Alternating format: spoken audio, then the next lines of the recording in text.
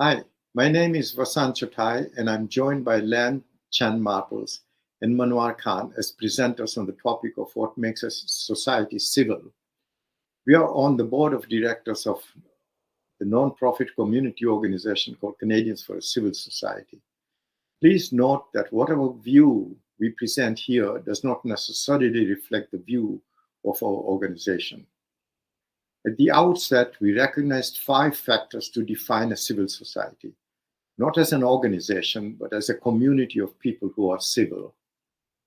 These factors reflect President Roosevelt's Four Freedoms speech of 1941, the subsequent Universal Declaration of Human Rights adopted by the United Nations in 1948, and the Canadian Charter of Rights and Freedoms, adopted in 1982.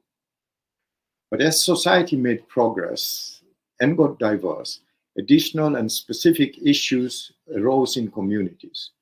And organizations such as ours that we collaborate with recognize more factors that define a civil society, which reflect the current situation. All these factors are related and may even overlap, but each factor holds a unique characteristic at the core that we consider necessary to make a society civil. Civil society gives people hope for fulfillment of their needs and desires, and civil society gives people a sense of ownership of their community. As a result, civility gives a society stability. Can you go on to the next slide, please? Here are 14 factors the three of us have compiled, and they include the original 5 in bold print. These factors, in our view, make a society civil. So, a civil society ensures protection of human rights, observes rule of law, is respectful, provides meaningful economic opportunity, promotes literacy and education, ensures freedom from poverty, gives opportunity to maximize one's potential, is non-discriminatory, is peaceful, ensures security and absence of fear, is democratic, ensures access to information, allows diversity, and is inclusive. We are now going to talk about the characteristic of each factor that defines a civil society and cite examples along the way. So we'll go on to the next slide, please. The first factor that I would like to talk about is meaningful economic opportunity. A civil society has to provide its citizens an opportunity for employment or investment that yields maximum returns so that they can pay their monthly expenses and even build up savings. Some of the initiatives governments take to provide economic opportunity are ensuring economic freedom, encouraging job creation, access to financing, education and skills training, and supporting infrastructure. But is it sufficient? Once this was sufficient to meet the objective about 20 years ago. But with the rapidly changing economic structure, cracks are developing in the society that was once civil, and the factor of meaningful opportunity is under scrutiny.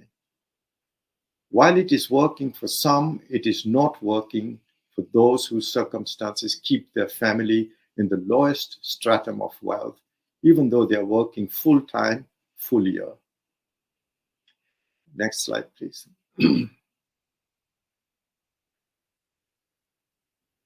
Freedom from poverty is the next factor.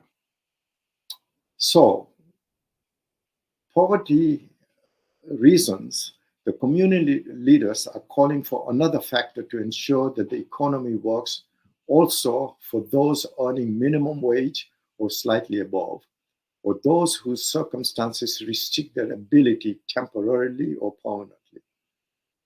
We, the community leaders, are asking for freedom from poverty to ensure that the society remains civil and does not fall into chaos.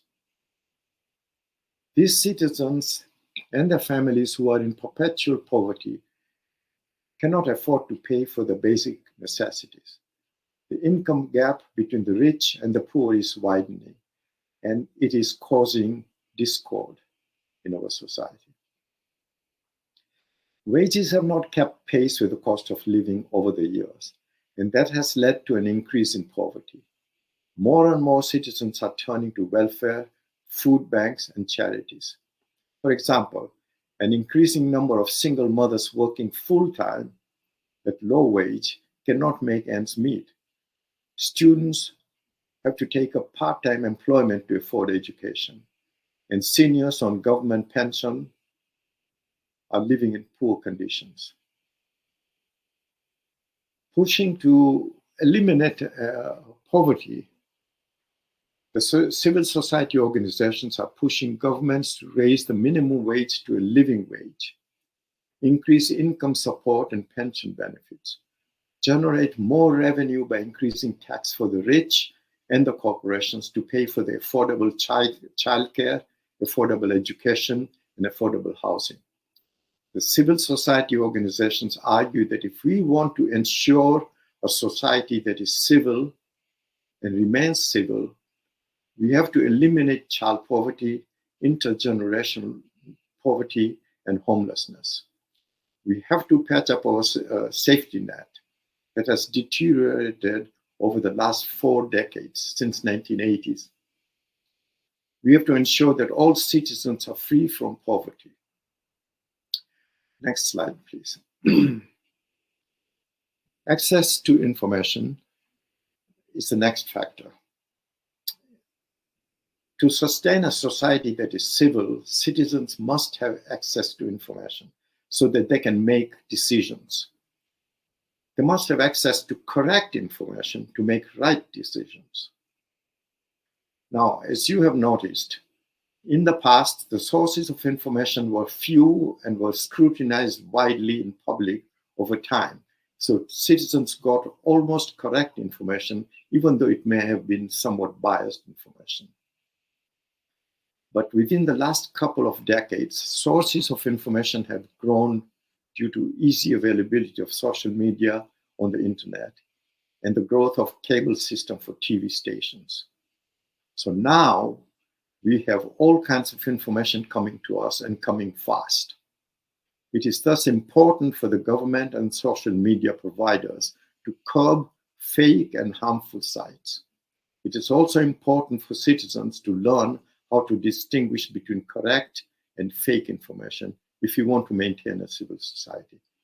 It is also important for organizations like ours to pressure the decision makers to ensure that we get correct information and not fake information. We'll go to the next slide, please. Now, the types of information that we have, and I've listed all the way from the factual to the fake.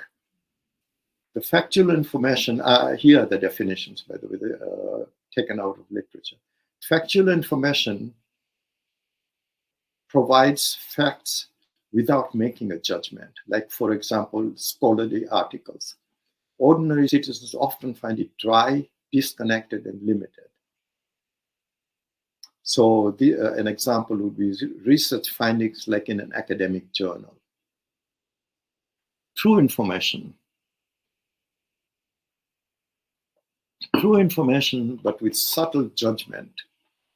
So factual information which may have some slant or bias. So examples are Main Street, reputable media, and major news outlets like the BBC, CBC, ABC News, etc. They give you the facts, but they may have slight slant. So for example, you may have CNN has a different slant from Fox News, for example. Malinformation. Malinformation, information that stands from the truth, but is often exaggerated in a way that misleads and causes potential harm. So some people cite Fox News as an example. Misinformation. False information that is not intended to cause harm, but may still influence or strengthen already formed prejudices. Examples are rumors, insults, and pranks on social media that we get all the time. I get quite a lot of such things as well. Sometimes you get them from friends because they don't know what's happening and they're just forwarding, just like a postman forwards mail. Disinformation is false information that is easy to read and juicy. This is where our focus is about fake news. False information that is easy to read and juicy, such as conspiracy theory, spear phishing, and propaganda. And it starts a hoax and reinforces prejudice or even leads to abuse or violence. The person or agency that is disseminating it knows it is false. It is deliberate, intentional lie and is intended to manipulate, cause damage, and guide people and organizations and countries in the wrong direction. This promotes extremist views and spreads suspicion. And I'll give you a couple of examples. InfoWars, I don't know if you've heard about that. InfoWars spreads false news that millions of people in the US voted illegal in 2016. And that also the other one this InfoWars put out was that Sandy Hook elementary school shooting was a hoax, which of course it wasn't. Other similar outlets, and there are quite a few, other similar outlets have disseminated false news against Muslims, Jews, immigrants. They have spread conspiracy theories. Some have encouraged violence, like the Capitol 6 riots. What is enabling the spread of malinformation, misinformation, and disinformation? Collapsing traditional business model in the news media caused by poor circulation, loss of advertising revenue, and cutback in government support. Cutback in government support is quite a significant factor. Like, for example, the CBC. The next reason why that happens is the rapid digital transformation of newsrooms and storytelling. Creation of echo chambers and viral spread. It can be disseminated from anywhere in the world without being able to trace its source. Economic, political, and social chaos in countries. So how can citizens distinguish between factual and false information? Because at the end of the day, it falls in our lap.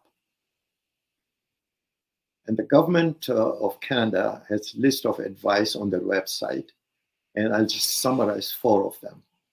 It says, look at the source to see if it has reputation of being trustable. Verify domain names with the organization, that they're not using a fake name or a similar sounding name. Check the sender has contact information like physical address and about us at the bottom. And you can actually go into about us and then check them out further. Use and this is an important one, use fact-checking site to check if the information has been investigated to be fake. So we go to the next slide then. Now the next factor I'm going to talk about is rule of law. In order for a civilized society to function, there have to be laws that the majority of community members have agreed to, and that the law must be readily known. Rule of law. Why do we need rule of law? Rule of law ensures that citizens are governed equally and fairly by the law, and not by any one person in power or based on any personal reason. So Magna Carta was the first document to put into writing that the king and his government were not above the law. The king and the government also have to obey the law. The law has to apply equally to the rich and the poor. Nobody is above the law. Next slide, please. Conditions for the rule of law Both the rulers and the rule have to be accountable to the law. For example, a federal judge in the United States, you might be following this news, a federal judge in the United States has just dismissed ex-President Donald Trump's bid to throw out charges of election interference against him on the basis of him having been president and he had presidential immunity. But the federal judge threw that out and said, no, that's not the case. Even the president has to obey the law.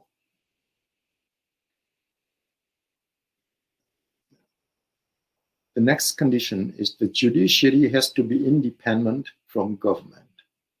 So, for example, there were massive public demonstrations this year when the government in Israel tried to weaken the power of the courts. And you may have seen it, massive demonstrations against that from the people, ordinary people. Claimants argued that it would allow the government to pass legislation violating Israel's basic laws, which are the collection of laws that act as Israel's constitution. The next reason is the next condition is judges have to be impartial. So, for example, Canada's judges have a reputation of independence and impartiality because of its appointment process. While in the US, judges are appointed through the political process by the president and have a reputation to be ideologically biased. And you've seen the judgments that has come out of the Supreme Court in US. Sorry. The next condition is the judiciary system has to allow a challenge or an appeal to its interpretation of the law. In other words, there has to be an opportunity to appeal a decision made by a judge so that another judge can review the decision. And the next condition is the judiciary system has to be accessible to everyone,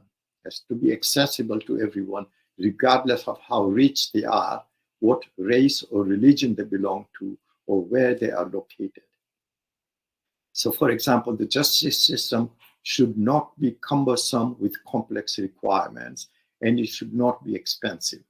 Since we are not there yet, some lawyers offer pro bono service to law-income clients, but we have quite a ways to go in that regard, in this particular condition.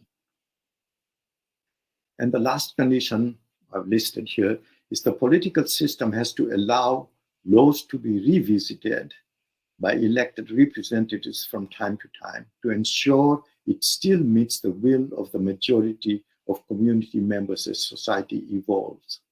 So, for example, the parliament often revisits and amends laws through internal review or upon public pressure. The minimum wage, public pressure coming from organizations like ours. The minimum wage was raised, for example, the minimum wage was raised in Alberta 7 years ago due to public pressure. Next slide, please. The next factor I'm going to talk about is peacefulness. Citizens living in peace are more likely to sustain a civil society. People living in peaceful societies try as much as possible to live in harmony and avoid violence.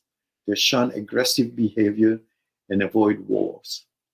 Citizens are happier in peaceful communities and countries.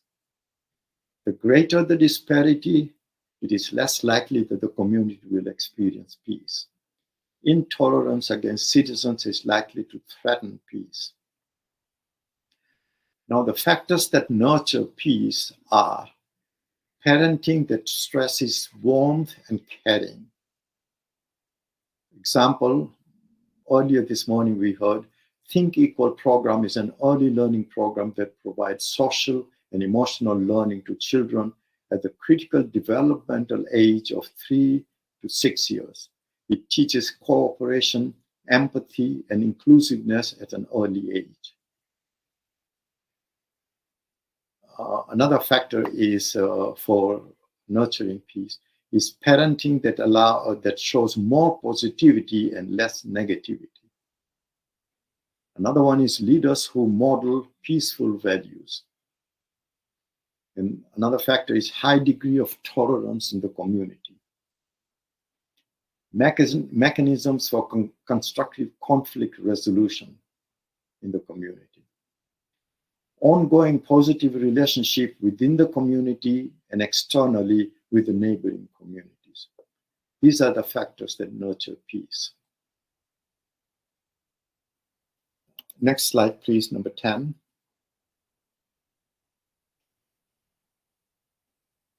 This is an unauthorized quotation I'm putting here. Peace, it does not mean to be in a place where there is no noise, trouble, or hard work.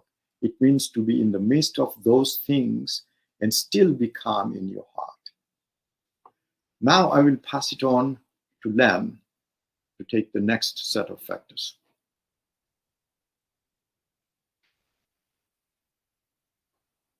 You're muted, Lam. I'm just unmuting myself. Thank you, Fazan. I will be continuing on with the next 4 factors. Jessica, can you advance the slide for me, please? Thank you. So everyone, I know this whole conference is about human rights. So for the first 9 days, you already heard a lot about human rights. And then today happened to be Human Rights Day, and we will continue to talk about about human rights and some of the things we can do. In my presentation, I'm going to talk about protection of human rights. Why is it so important that we protect our human rights? I'm going to say we come from the stance that everyone possesses inherent dignity and worth by virtue of being a human. So the protection of protecting human rights ensures that everyone is being treated equally without discrimination on the basis of race, gender, ethnicity, religion, or other characteristics. It is also, it ensures that our freedom and liberty, including civil and political rights, that is freedom of expression, assembly, and association, are protected. I'm sure that a number of people throughout the conference have spoken more eloquently about human rights and why it's important to protect it. But in my presentation here, I'm just probably reiterating some of those comments. And most of all, the protection of human rights is essential in fostering a just and humane society, promoting peace, and ensuring the well-being of individuals and communities in the world. I mean, human rights is so fundamental in order for us to exist as human beings with each other. The next slide, please. So what things can we do to protect our human rights? Of course, one way is by establishing legal frameworks and constitutional provisions in your own countries as well as universally. And these provisions of legal frameworks are there to recognize and protect human rights. So an example of a universal one would be the Universal Declaration of Human Rights. Okay. The other way is that it's okay to have legal frameworks and constitutional provisions, but you also need to have mechanisms to enforce that human rights standards are not being violated. So, and that, for example, such as human rights commissions and courts. So we need to have some way to make sure that we do abide by those rights that we have established. Next one is, of course, education and advocacy. That is so key. And just to raise awareness of human rights so that people know about their rights and they can speak out if they feel that the rights have been broken.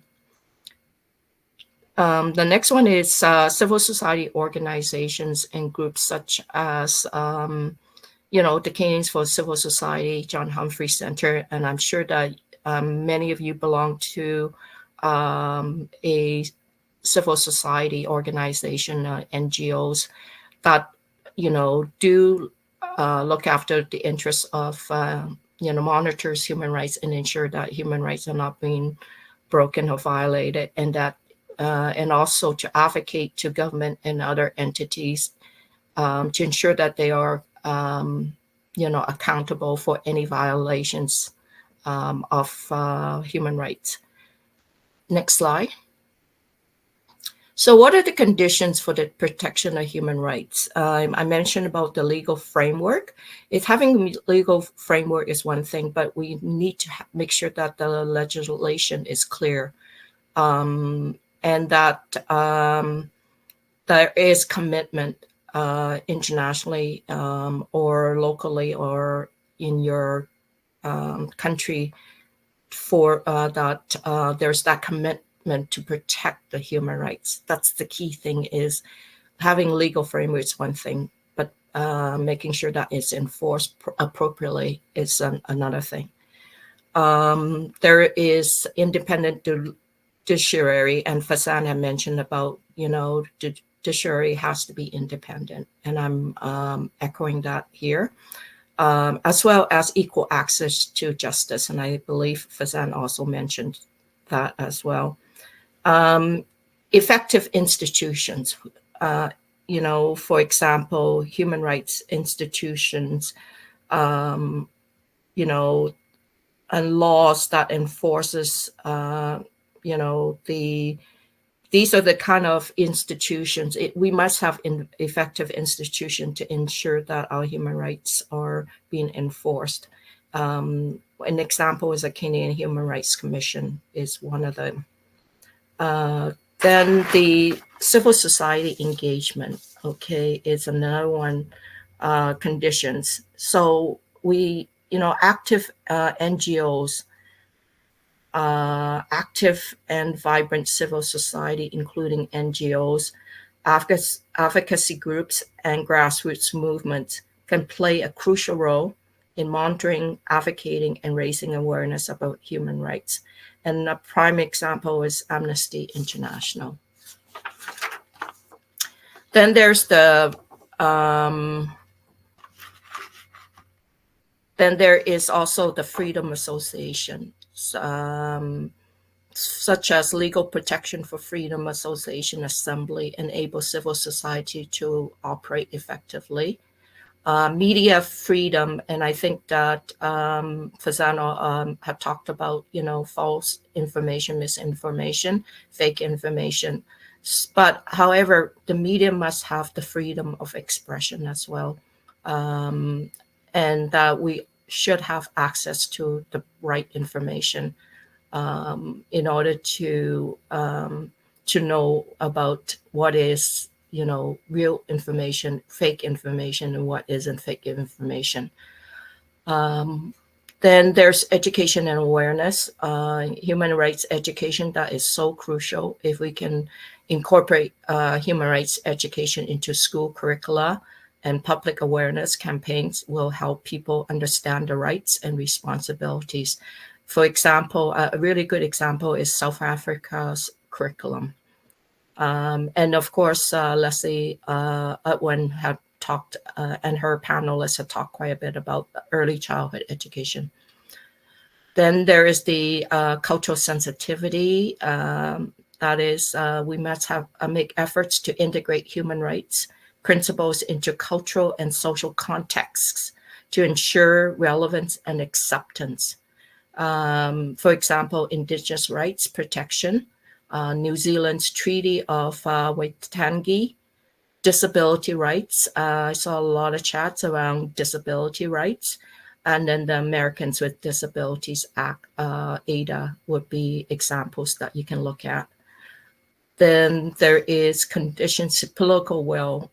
We must have government commitment and leadership to commit to protecting our human rights and be accountable for those, to make sure that they are accountable if there's any violation happen.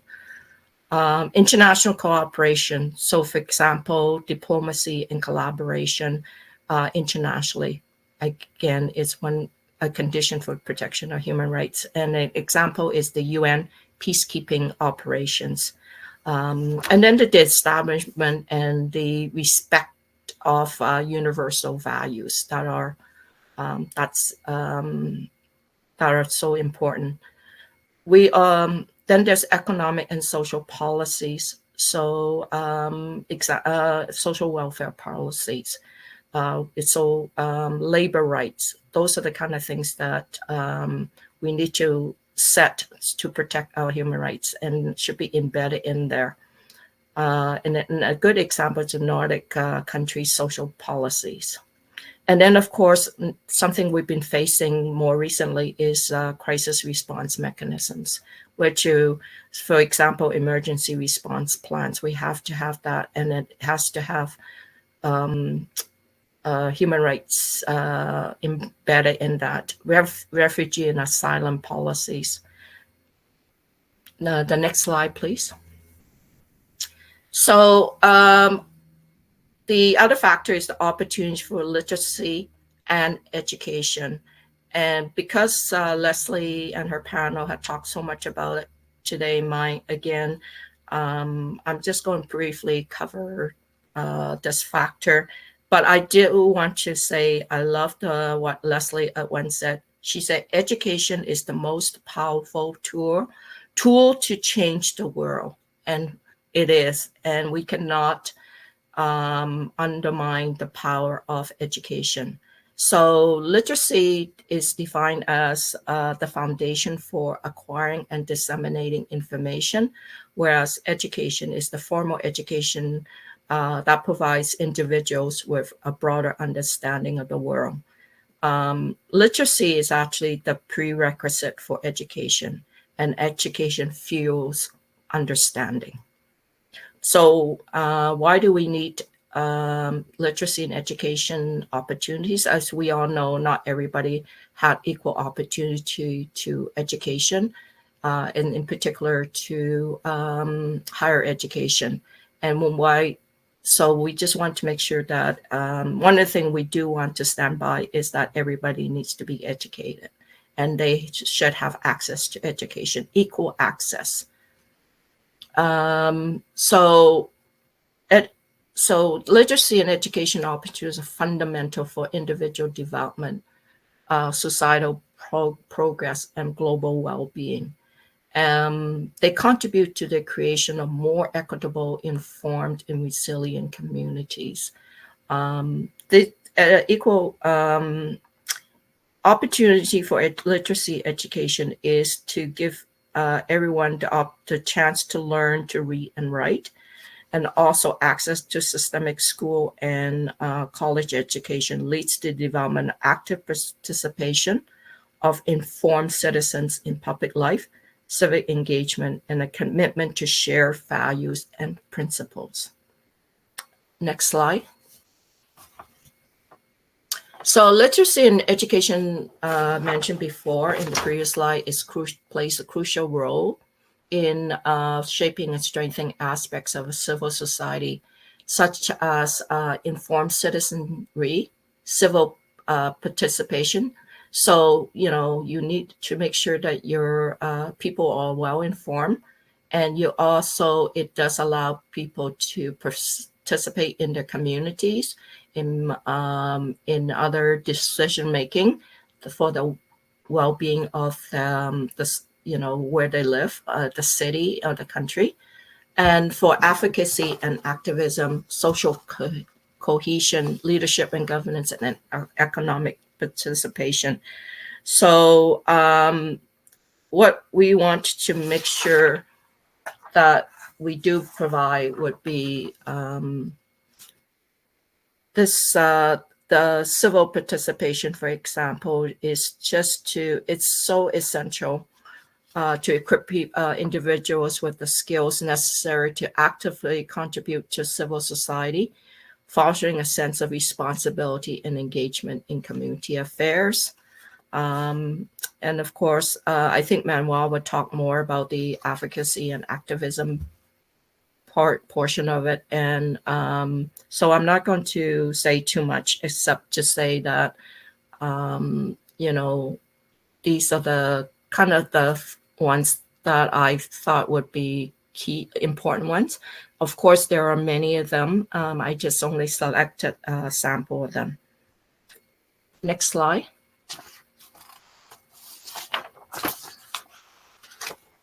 So the various forms of literacy and education opportunities that are available to us, and I think that is, again, this is just a selection of them. For example, formal education programs like,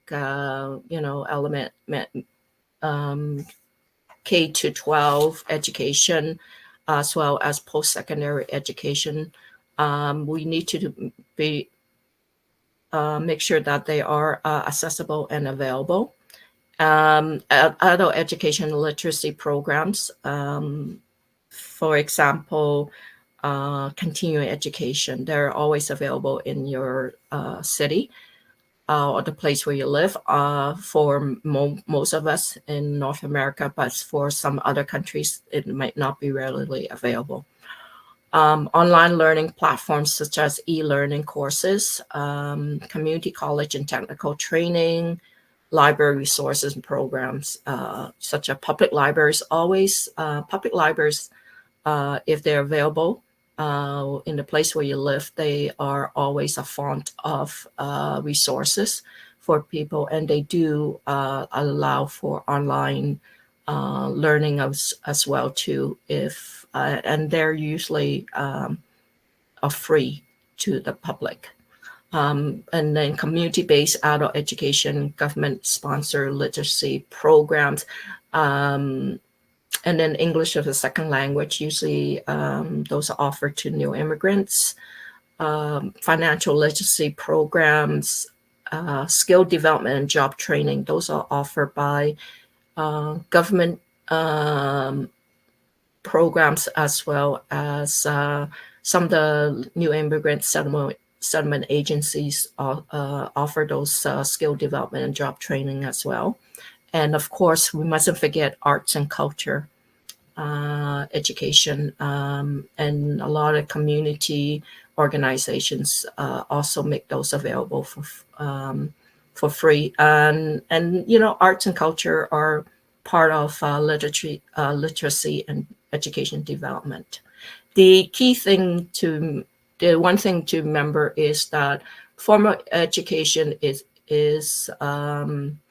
great, but then there's also informal learning that are equally important, that will help shape our view of the world and how we want to treat each other as well too. And we shouldn't forget about informal education. Next slide. So, opportunity to maximize one's potential. Why do we need to maximize one's potential? Oftentimes, we always, even though we strive to ensure that we do maximize our own potential, we find that there are times when there are barriers, or especially when you're in the face of discrimination or racism. You just feel like people are trying to undermine or not allow you to, demonstrate that you can contribute and that you do have the potential to contribute.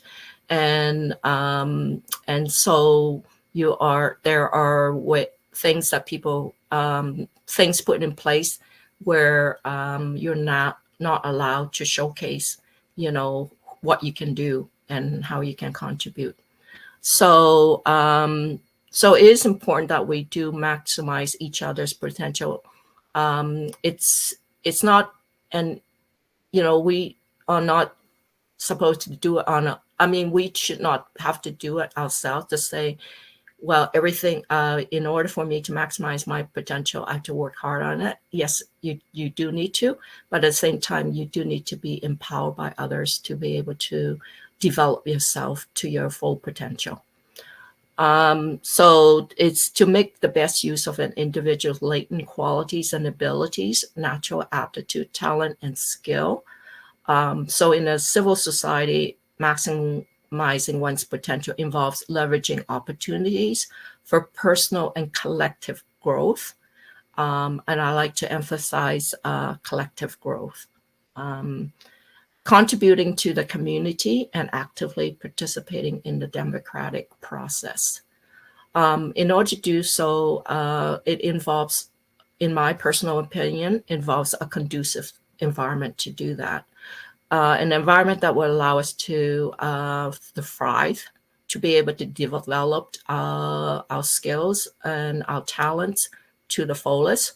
But the environment has to be one that is open, safe, equitable, diverse, and inclusive.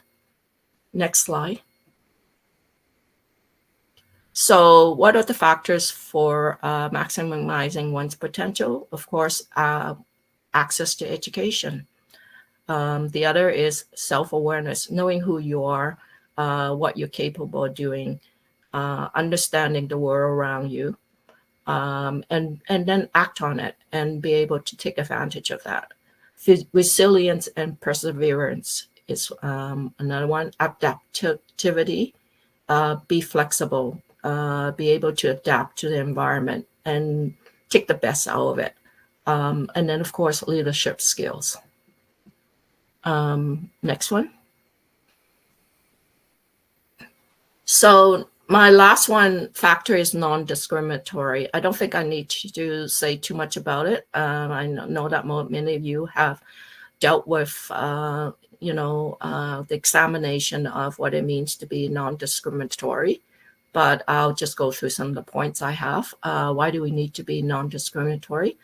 It's not making prejudicial distinction between different categories of people, treating all individuals fairly and equally without any unjust or prejudicial distinctions or biases. A civil society is to promote equality, protect human rights, and prevent discrimination based on certain characteristics or attributes. And so being non-discriminatory is not only a legal and ethical imperative, but also a cornerstone of fostering inclusive, equitable, and harmonious societies.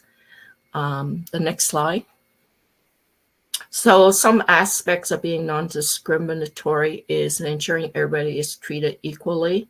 Make sure that we do establish laws and policies that are anti-discriminatory, and ensuring that we do, have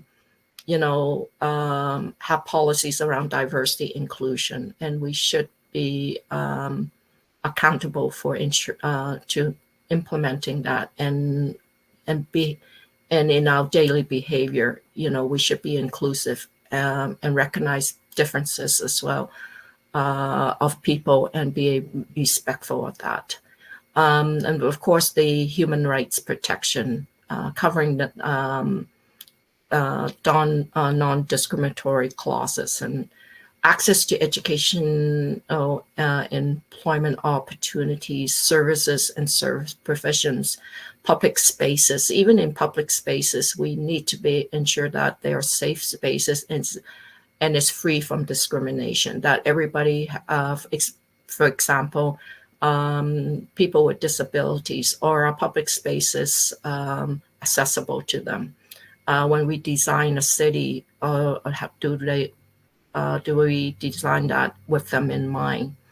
And then of course, social inclusion and freedom from harassment. And then being non-discriminatory involves all of us actively working together to eliminate biases, prejudices, and systemic barriers that contribute to unequal treatments based on personal characteristics. Okay. Next slide. And I'm going to hand this over to Manuel. Thanks, Lan. I will delve into how respect, security, and absence of fear, democracy, and diversity and inclusion influence the construction of a civil society. Now, respect is like a good cup of coffee, which is something that can instantly brighten your day. So let me share you a story. There is a guy, let's call him Mike. Now, Mike is not exactly what you would call a morning person. My daughter says I'm the Mike. Anyway, morning for him are like bit of walking through the maze blindfolded, lots of unexpected turns, and sometimes bumping into the things. So one fine Monday morning, as Mike walked into the office, half awake, holding on to his cup of coffee, he saw his lively colleague, Diana. Diana is a ball of morning sunshine, always full of positivity. She greeted Mike with a cheerful good morning and with a big smile. Mike, still half asleep, mumbled something that was not even a bit hard to hear. So actually, Diana understood that right away. And this is where the magic happened. Instead of rolling her eyes or puffing or huffing in frustration, Diana simply smiled and said, "Hey, Mike, I totally get it. Morning days and Monday, right? Take your time and let me know if you need anything." It was like a superhero of respect had shown up, saving Mike from feeling down on a Monday morning and from any awkward situation. Now, why this story is relevant? Because respect is not just about holding doors open or saying please and thank you. It is about understanding we all have our Monday mornings, and it is about giving each other the space to be human, to fumble through the maze. In, in the world that we are living, everyone is fighting their own battle. A touch of respect can work wonders. So, in the next slide, I will talk about a little bit about respect. So, respect plays a significant role in civil society for several reasons. Firstly, it forms the foundation for positive interaction among individuals, fostering understanding and tolerance. When people respect each other, they are more likely to listen to diverse perspectives and engage in constructive dialogue. So, in the next slide, the second one is respect promotes the collaborative and cooperation. When people feel respected, they are more inclined to contribute their skill sets of ideas for the collective benefits of the community. So let's have a look at the next slide where I will give you an example of a real life. So Sarah, a marketing specialist, proposes a creative strategy for reaching a specific audience in the office. John is a data analyst. He does not dismiss the idea, but rather he actually acknowledges the value of her perspective and consider how the data can support and enhance the proposed strategy. So this is a perfect example of respectful employee who actively listen to the diverse opinions, value different perspectives, and acknowledge their colleagues' expertise to create a civil and collaborative workplace. So, in the next slide, I will talk about security and absence of fear. So, the way I see it, when I did the research to create that presentation, there are three major topics that I wrote it down for you guys. So, the first one is the physical security, and the second one is emotional and psychological safety, and the last one, it's under actually the second one. You can sometimes say institutional stability. So, the first one is the physical security. And what is that? So the individual should feel safe from physical harm, knowing that, okay, measures are in place to protect them from crime and violence. It involves creating an environment where people can feel secure and protected in terms of their personal well-being and property. That is all about the physical security. The next one is emotional and psychological safety. So you don't see it, you can feel it. Beyond physical security, civil society aims to provide this emotional and psychological safety. This involves creating an environment where free from discrimination, harassment, and intimidation. For example, it's just an example. Okay, so bullying. So this thing, wherever it happens, whether it's school, workplace, or communities, it carry a direct threat to the sense of security. It creates an environment where individuals may live in a fear of harassment, intimidation, or discrimination. And what's the call of action? So the call to this action is to not be a bystander. It plays a vital role in enhancing security and dispelling fear. Being a bystander involves witnessing bullying without taking action. Well, in the context of fostering a civil society, it encourages individuals to intervene safely when they observe bullying. And the last one is the institutional stability. So security extends the institutional stability to the institution. Like, for example, it's a reliable legal system that upholds justice and protects the individual's right. A reliable legal system ensures that okay, individuals can seek justice and resolution in the case of dispute, crimes, or any violation of their right. Economic stability also contributes to a sense of security within the community. When people have stable employment opportunities, access to the resource, and confidence in their financial system, it enhances their overall well being and contributes to a stable and secure living environment. When all these components are established, people experience a sense of security in their engagement with the society. Next slide, we'll talk about democracy. So, while a civil society can exist under various governance structure, democracy is often considered as a favorable and harmonious system for the advancement of civil society.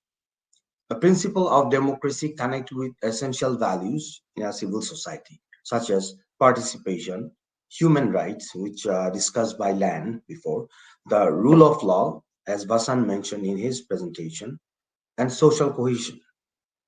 Democracy and civil society are very closely connected concept, but it refers to different aspects of community. So let's have a look at the definition of the democratic society. A democratic society is a political system where power is vested in hands of people, either directly or through elected representation. So in the next slide, I will name some common features of democratic nation.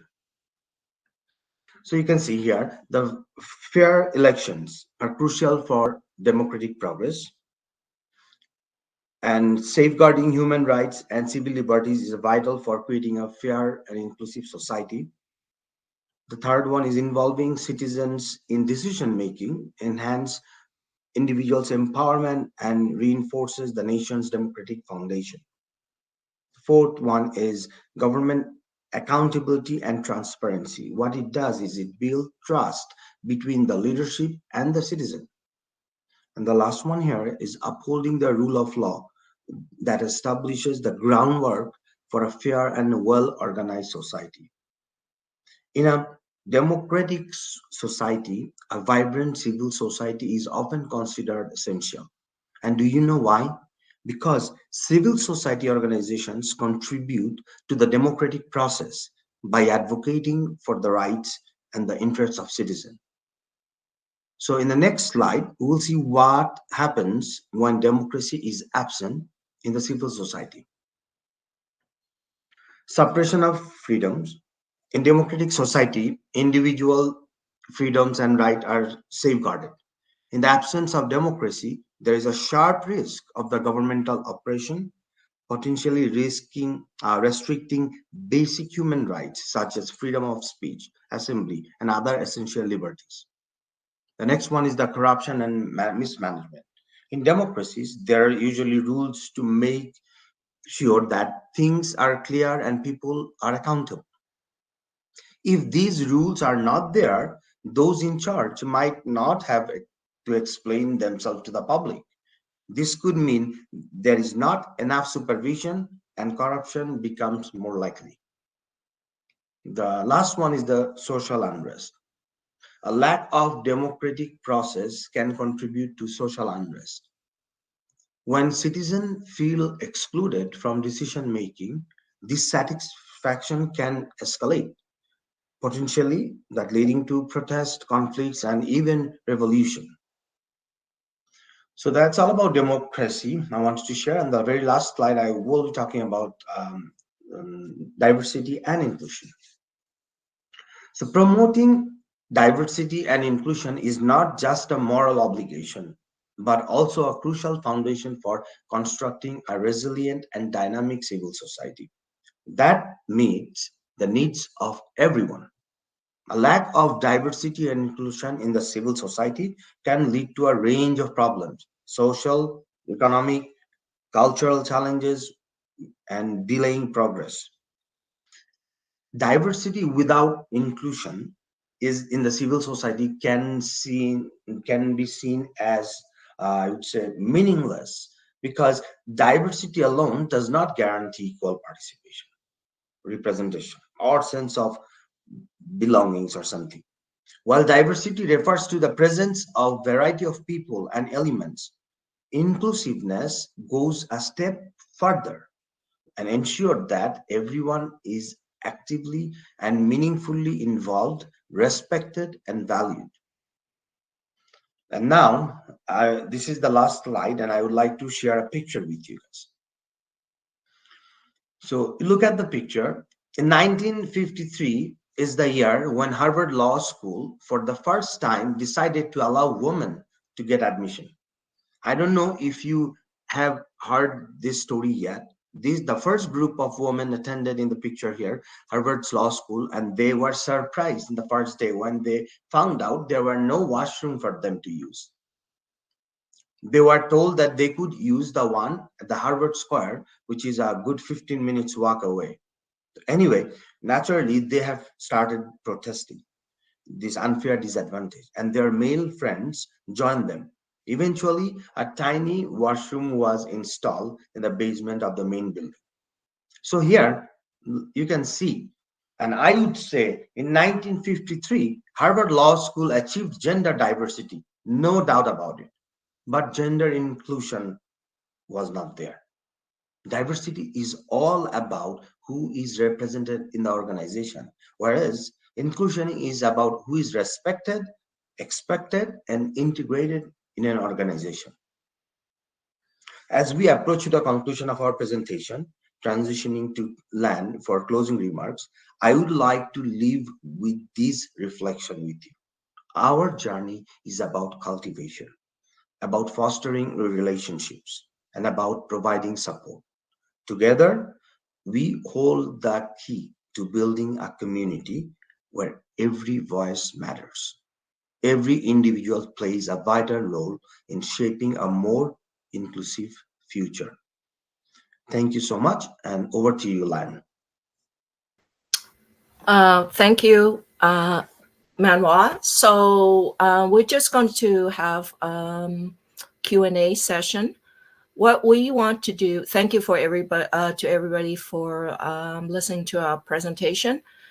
We have covered on 14 factors. Those are 14 that we talked about. As you can see on this poster, they're listed here, the 14 factors that each one of us had covered, Fazan, myself, and Manoa at the end of the presentation. As you can see, we're trying to address with these factors what makes a society civil.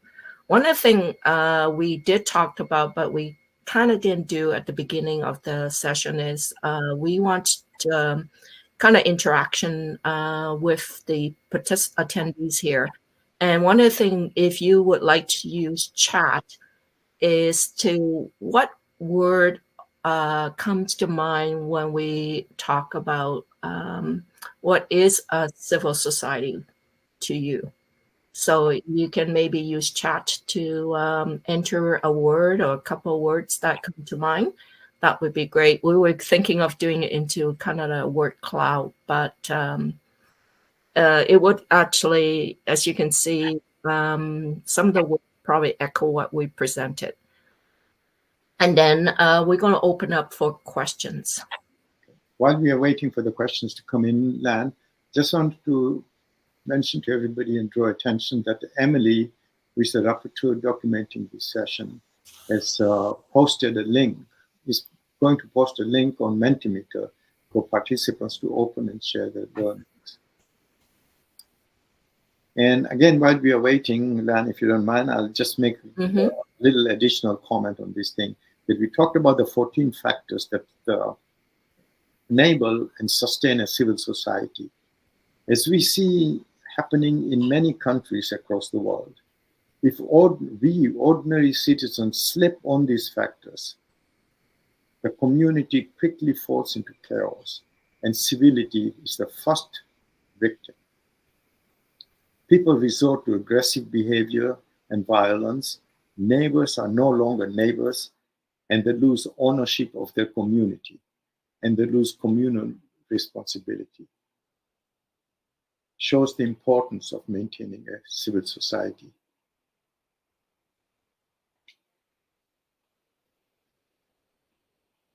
Okay, Emily has shared the Mentimeter. She just wrote in the chat box. So did Manwar and Lan, did you want to make any additional comment while we're waiting for them, for questions to come in? No, I'm good. Thank you, Hassan.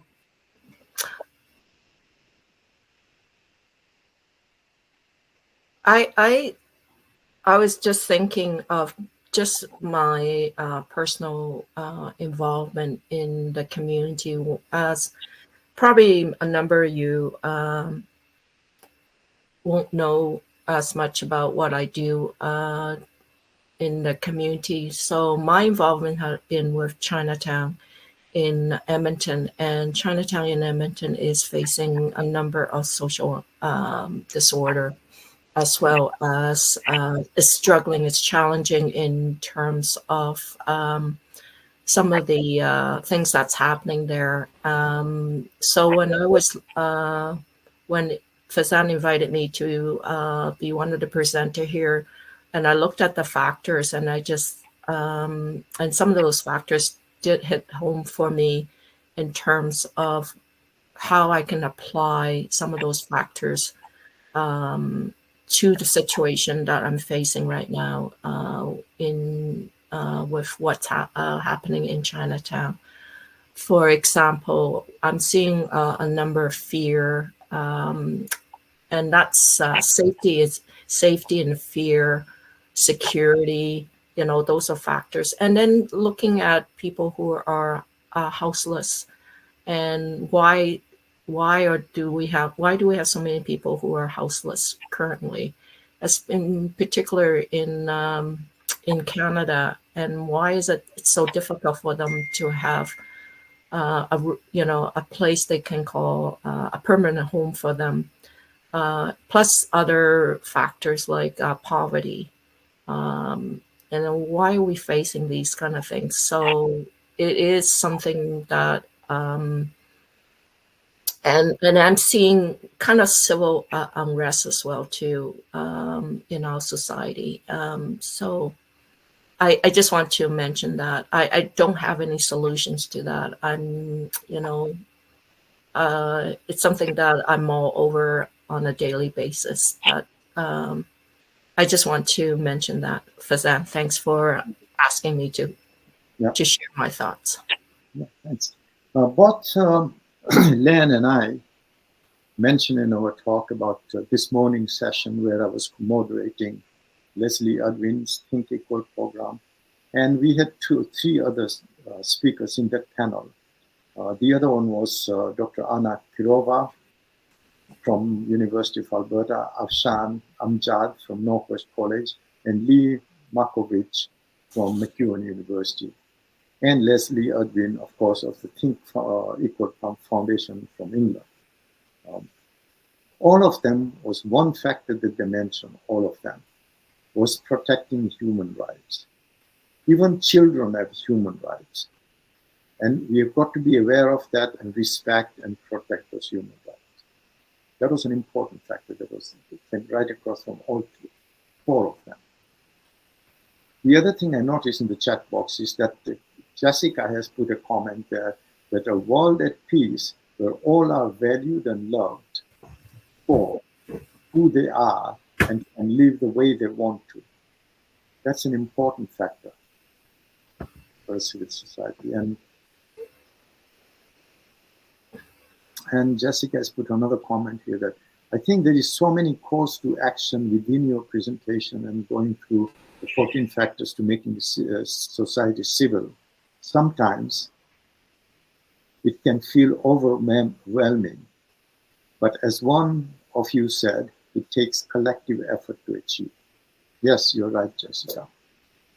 We just can't do it alone. There's no, like you said, Jessica, it is overwhelming, and it is a group effort.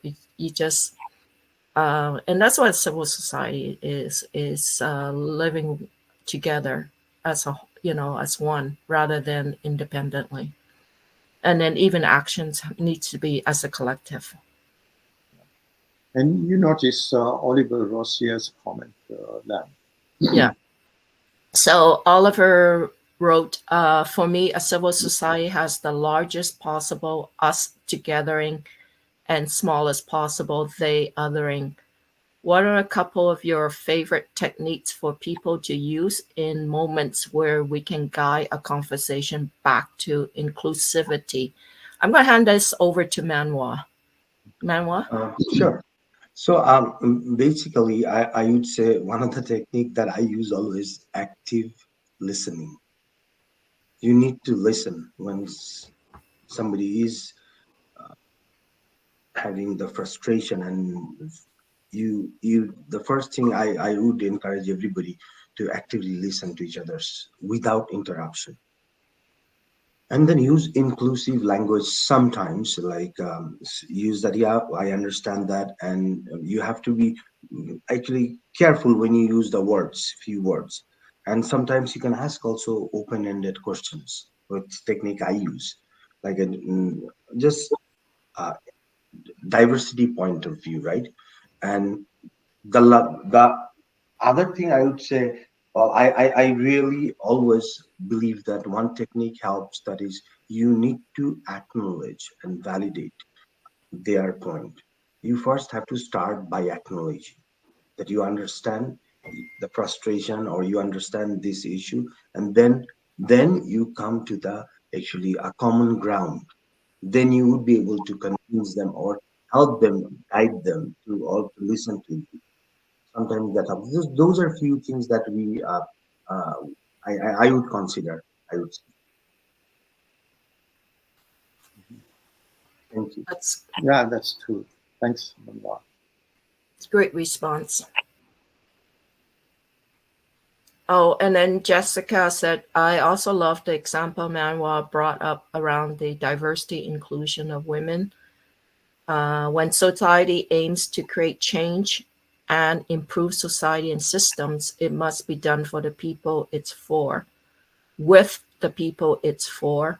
So, for instance, addressing issues for folks with disabilities, homelessness, must ensure that we bring in those perspectives and allow them to guide that process.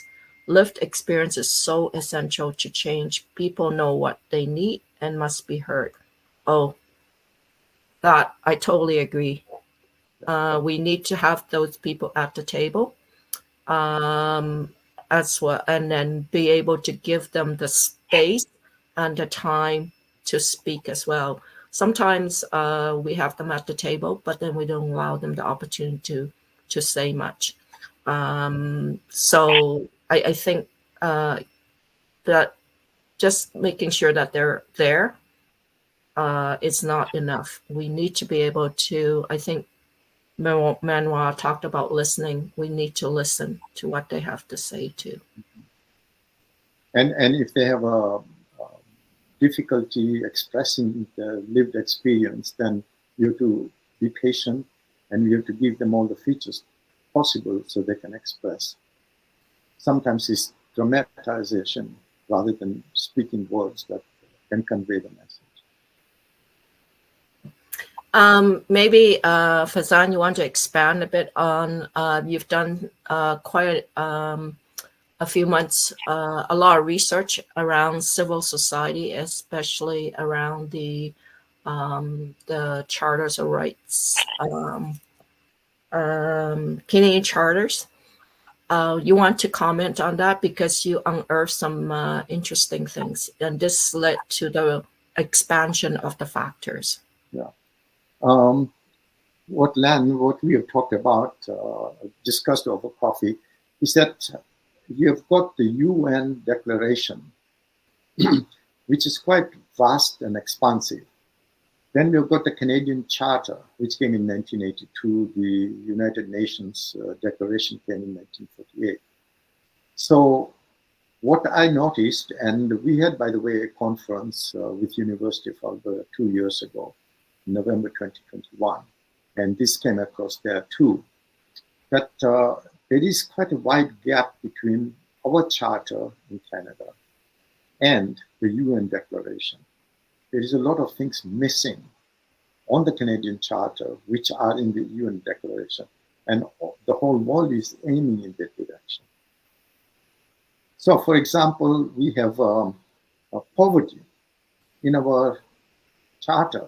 It doesn't talk much about poverty, while the protection of the poor, ensuring that the poverty is eliminated in society, is not because of the charter, but it's because of the organizations, civil organizations, society organizations that have been pushing the governments to make changes, to protect them and get rid of the poverty. Because there is, and by the way, there is an increasing level of poverty in our society now. And so, for example, Quebec passed a law assuring that they will support the people who are unable to support themselves. So they made a law that protected the poor. Other provinces haven't followed up in that manner. The UN Declaration does talk about it. And so what we need to do, and this is only one example. So what we need to do when we get time is to look at the UN Declaration and also look at our Canadian Charter and also look at the Canadian laws in each of the provinces, because they're different from province to province, and see what are the gaps and what are those gaps that we can fill, and bring the whole community to consensus on bringing those gaps and fill them up, so that we are better and more civilized society. I just want to make a comment here that we Canadians should feel proud, just like the Scandinavian countries, that we are way more advanced than many of the other countries, even better than the United States, I believe. Now, but still, there is a long way to go, and we need to do that. We need to compare the two and bring a close the gap. I think, Lan, there is another question somewhere. Yes, there is one. How do we achieve a collective and respect when the emphasis today seems to be more on individual rights, such as with the Freedom Convoy, and an individualistic perspective of our current Alberta provincial government? So I'm going to have Emmanuel answer that, and then Fazan, if you want to add after Emmanuel has answered. Sorry, what was the question? Okay, that's here in there. Yeah. So Emmanuel first. If you wanna, I would say, if you wanna achieve the balance between individual rights and the collective respect, we need to have the thoughtful dialogue. We need to understand what they are asking for, they seek. And those are the common things, common ground, what I mentioned. So we have to have an open communication channel. That's the one. And the other one is you need to understand. You need to understand what they are asking. And you need to create a bridge that so that like common goals can pass through. If there is no common goals, there is no bridge, that's not going to work. And exactly, and the we need to promote the inclusive policy, whatever we have. The government of Alberta has zero tolerance about bullying, harassment, discrimination. So government has lots of policies for private organizations and all organizations, workplace ethics, and all those, all written there. It's the, we in the GOA, Government of Alberta, really encourage that to practice those. And because Government Alberta's values are, I'd say, um, integrity, honesty, excellence, and respect. Those needs to be there, whatever conversation you are having in your life, and moving forward. Sorry, Vasan, do you want to add anything? Yeah, sure. Kathleen, you referred to Freedom Convoy. Actually, I have a friend who was part of that Freedom Convoy, and he drove his truck from Edmonton all the way to Ottawa. So I had a nice discussion with him about this, and I said, "So what is the problem?" And you see, what came out of the discussion was that not everybody was in that you saw on the streets in Ottawa was part of the extremist viewpoint. The extremist viewpoint took them to not compromise. Extremist viewpoint from the people who held that, and there was a smaller group of the whole lot. Very often, they took extreme measures like closing the bridge, stopping the trade, making noise at night so that the residents in that area are disturbed, disrespecting the laws of the society, of the community. But what this person that I know, his answer was that he believes that there should be freedom. Everybody should have an individual freedom. Now that took our discussion into something else. And that's what also Kathleen talks about, individual freedom. You see, it's a very difficult point. We talk about freedom of speech, individual freedom to do what you want to do. However, when it comes to communal freedom, communal protection, individual freedom sometimes has to take the second stage. So, for example, I may turn around, hop out on the street, start my car, and say, I have an individual freedom to drive my car on whichever side of the road I want to. I can drive on the right hand side, like we do here, or I can drive on the wrong side, on the left hand side, like they do in Britain. I want to drive anywhere I want to. That's my individual freedom. But we all agreed as a community that in order for the society to function and function in a peaceful and civil manner, we have to have certain rules, and those rules have to be observed. And communal protection, communal safety, communal interest has to come above individual interest, unless the communal interest is violating completely an interest of the individual. So we have to kind of talk, like Manoir said, we have to listen, and we have to see where it comes and then prioritize and say, this is what has to happen. So, for example, there was a time when I was young, gay people were not respected. Gay people were a minority, but there was a lot of disrespect and even ostracization of those people. But we turn around, we listen to them, and we said that I don't have to be gay, but I have to protect the rights of the gay people. They have all the rights that I have. We have to protect it. That's the issue. So we have to listen, but at the end of the day, we have to talk about majority rights, communal rights versus individual right, and where do we draw the line? It's very difficult, but I don't know. That's all I can say. Len, did you want to add anything to that?